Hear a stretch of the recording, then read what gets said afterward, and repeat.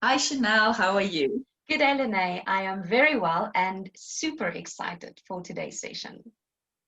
Yes, so today we're going to speak about the age group 2 to 4-year-old and how we as parents can address sexuality with this age group. And I think what is really important for us to keep in mind is that this age group is really vulnerable. Now, we do hear horror stories, and obviously we believe that God protects our children, but we do not want to put our heads in the sand and just pretend these things doesn't happen. And because obviously children struggle still to communicate, even though they become stronger at this age, you know, it makes them a bit extra vulnerable. So trust relationship between a parent and a child is so important at this age. So if you can maybe just share with us, how do we build trust with our children in this age? The biggest way for you to build trust with your children is to build a healthy family structure. And in that structure, there are a few important principles that I would like to address. The first one is to continually, on a regular basis, daily, give your child healthy touch. Give them hugs, give them high fives, touch their body while you are busy bathing them and say that I really love the way that you are. And God designed every part of your body beautifully. Touch their hair, caress them, and really make them feel wanted, because they need to have that foundation that at home with my family, I get good touch. That will fill their tanks mostly. Another way that we can build trust is to continually give positive words and affirmations towards our children. Tell them that you love them. Tell them that you are the best gift that God has ever given us. Help them to know that they have a specific place in this world and they have a specific space in your family and that they are wanted. So they need to hear it constantly, even though they might not understand every word that you're saying or even respond to something that you're saying. It is going in because that window is open. And the question that they're asking, am I good enough? Am I accepted? Am I truly the best design that God had for me as a human being? It's continually being answered by the parents' dialogue towards them. Another awesome way to build trust with our children is to have a continual, open communication with them about their bodies, about their sexuality, and to have the boundaries set in place. Simple boundaries like how to close the toilet door while they're busy using the bathroom sets them a boundary of, okay, this is normal, this is safe. To also help them to realize that there's good touch and then there's bad touch. And I should communicate with my parents, even if it's just towards one, when there is a bad touch in my life, when someone is treating my body not the way that my parents said that they should. And this also safeguards them because, especially in the next phase, it's where they're very vulnerable towards predators and to approach them in the wrong way, specifically sexually with their body. So we must help them to realize it's private, it is good, it's not bad, it is part of my body, it's God's design, but it should not be open and free to all. Another Yeah. way how we build trust with our children is with our example as parents. How we treat each other, how we see ourselves, how we express how we feel about our bodies, how we speak to one another, how we speak to them, because then they feel this is a safe place. This is a place where I am accepted, where my parents love each other, and where there are safe boundaries set in place for me to have a happy life and to build that trust relationship where we can later then give them the correct information. Mm. Yes, I think Chanel, what you are speaking about this example, I think all of us that are parents know that we do not always see the right example. But getting back to communication, it is also okay then to say sorry. It's also something and a skill that your children need to learn. But in setting that example, I was just thinking how intertwined sexuality body image and self-esteem is. So even the way that I talk about food and how I talk about my body is super important, because we've said this in the previous video, but small children already go on diet. So it is okay for you to diet as a parent, obviously. But if you already, say things, I'm fat and I'm ugly, and therefore I need to now eat nothing, or or you say, don't touch those sweets, it is ugly, you create that negative relationship with food for children. And far more important, if the relationship with food should be healthy. Learn about sugars. They give you fast, quick energy, and they are not bad, but again, the boundary. But we do not eat them every day. So even something as simple as food, in the end, because we are holistic human beings, has an influence on sexuality. Now, I'm also just thinking in terms of normal development with children, they ask a lot of questions in these days. So, and I think this is the part where parents start to make up funny stories about the stork that brings the baby, and The monkey I don't from know, the mountain. exactly like that.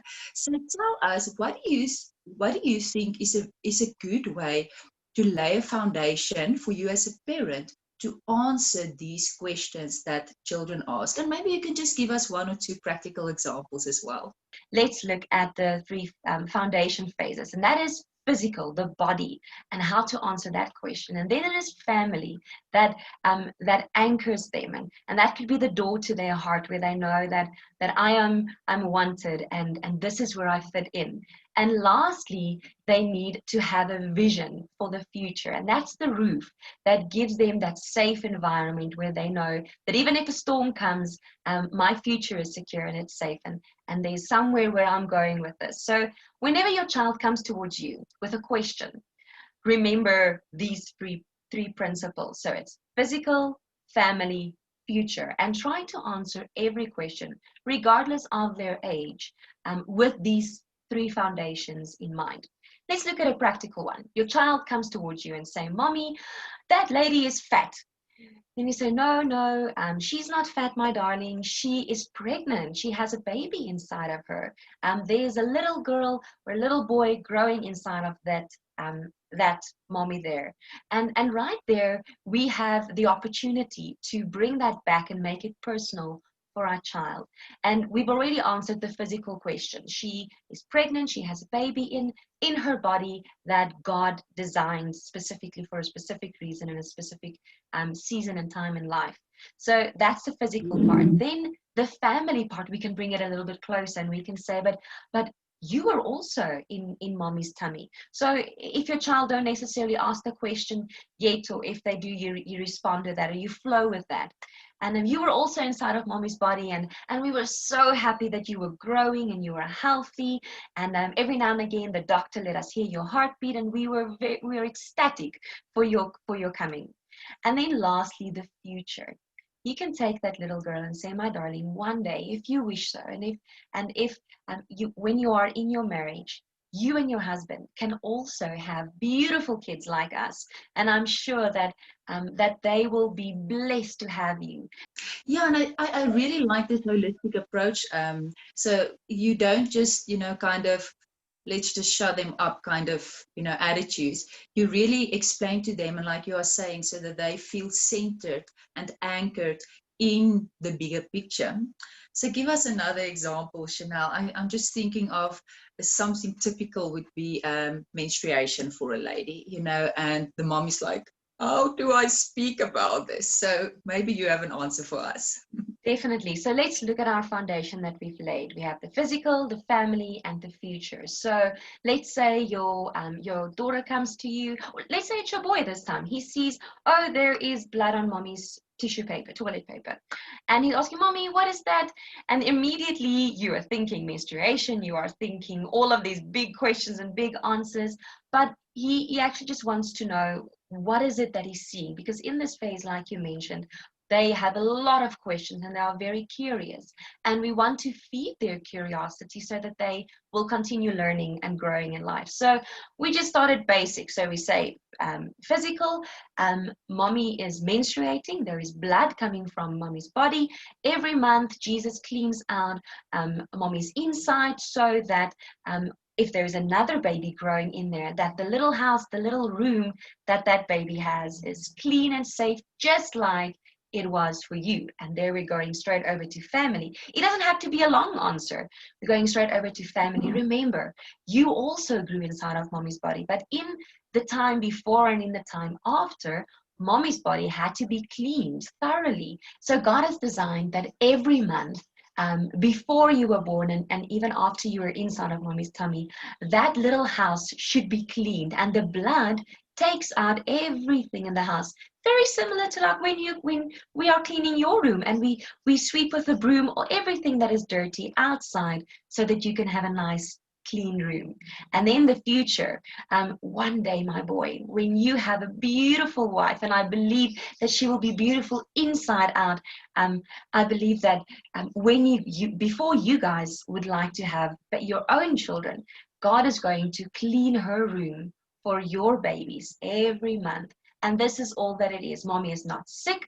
Mommy is not, because sometimes they get a little bit scared because now blood was normally associated with falling and hurting. And then we just take it back to mommy is healthy and it's going well with mommy's body. This is a normal process that Jesus designed. Typical one that you will find, especially if you've got more than one child and child of different genders, they will ask, mommy, but why is my sister looking different than me? And then the basic, the biggest question that they're actually asking is did God truly design us as individual human beings with different genders for a specific purpose in life? And we can go back to, okay, the basic answer is your sister is a girl and you are a boy. So God designed your sister with a vagina and God designed you with a penis. Or if you want to use the nickname still in this phase, it's all good.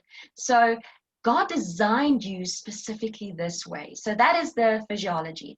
The family is, we prayed and we asked God, please give us exactly what you want for us in our life. And I really hope that you would be a boy, and then you were a boy. And then we asked God for a sister because we knew that that was part of his plan. He might have shared it with us so you can bring maybe your story into this, and you can really put so much into their hearts and so much truth into their hearts. Maybe you received a prophecy or whatever, and then we got this girl, and she is a girl and you're a boy, and that's why you are different. And then future, maybe one day you will have kids also and they will also be different. One day you will have a wife if you're a boy, or a husband if you're a girl, and we can elaborate on that. And you can even take that to wedding photos. You can take that to your baby book. And that's also a practical tip that I would like to give all parents out there, specifically in this age group, is to use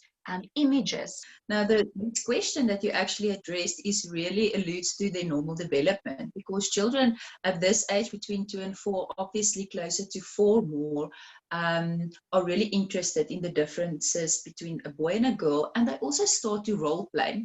And I think many times parents are scared, what if they play doctor, doctor? And I think the things that we have discussed before is to say, that they know what is good touch and bad touch and who is allowed to touch and not. And if somebody else touched, to come and speak to mommy. And the big thing also, when we have laid that trust foundation, together with that, is that if something like that happens, a friend is playing, they are pulling down the pants because they are curious, is not for your child to rebuke them, but to just, again, say, this is not a person who's allowed to touch, only mommy and daddy when we bath, etc.